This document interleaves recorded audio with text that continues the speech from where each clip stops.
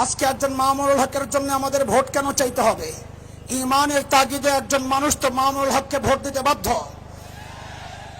আজকে কেন তার জন্য জনসভা করে আপনাদের কাছে ভোট ভিক্ষা চাইতে হবে? বরং প্রত্যেকেই তো নিজ উদ্যোগে ইমানদারদের কাছে দাওয়াত পৌঁছানোর কথা।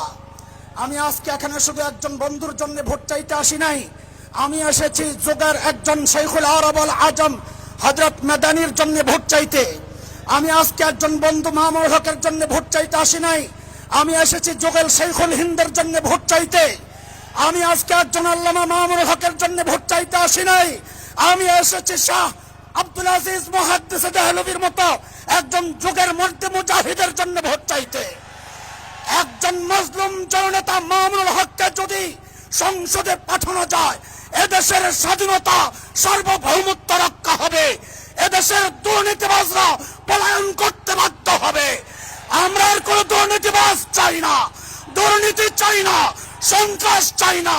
লুটেরাদের হাত থেকে যদি এদেশ রক্ষা করতে হয়, রিকশা মার্কায় ভোট দিতে হবে।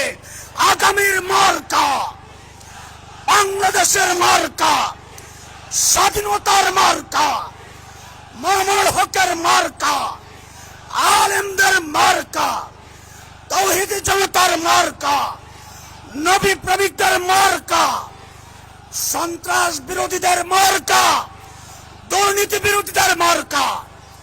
আমরা একজন শাইখুল হাদিসের সন্তান শাইখুল হাদিসকে সংসদে পাঠাতে চাই, নাকি কোন দুর্নীতিবাজের সন্তানকে সংসদে পাঠাতে চাই? আজকে সিদ্ধান্ত আমাদেরকে নিতে হবে।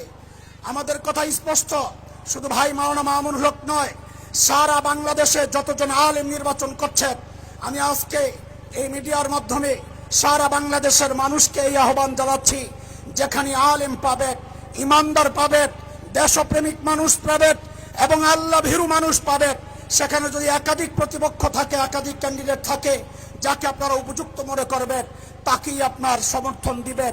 দেশ শান্তিতে থাকবে, নিরাপদ থাকবে, স্বাধীনতা সার্বভৌমত্ব হুমকির মুখে পড়বে না ইনশাআল্লাহ তাআলা।